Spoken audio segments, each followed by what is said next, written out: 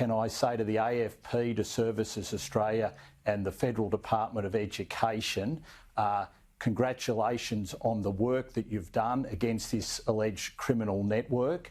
The government is absolutely determined to make sure that it continues to crack down on any fraud that is occurring against the Australian taxpayer.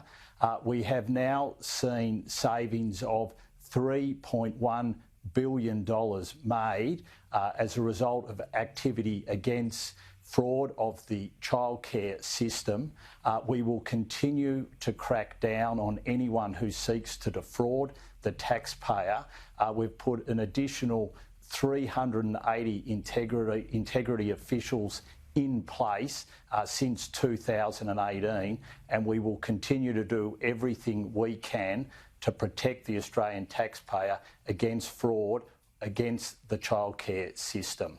I'm happy to take any questions.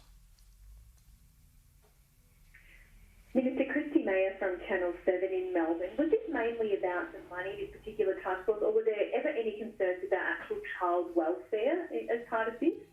Well, this investigation was against fraud, but as you would know, for people who are pretending to run legitimate family daycare businesses and at the same time seeking to defraud the Commonwealth, then there would be concerns around the early childhood educators that are being used and the type of care that children are getting. So obviously the number one target was the defrauding of the Commonwealth, but there would always be concerns around what type of education and care is being provided to children while these alleged criminal networks are seeking to defraud the Commonwealth.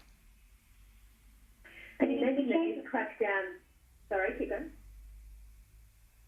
Sorry, so you mentioned that this crackdown will continue. How widespread is this? Are there concerns that this is more widespread than what we know about now?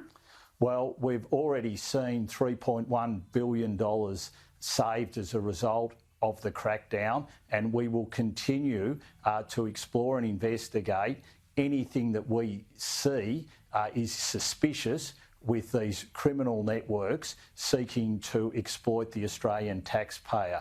Sadly, there will always be people who want to exploit the Australian taxpayer, so we will seek to always be investigating and making sure that we've got the resources to ensure this isn't occurring.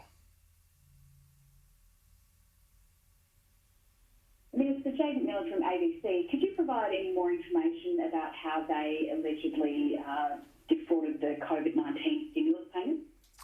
Look, that's obviously part of the investigation.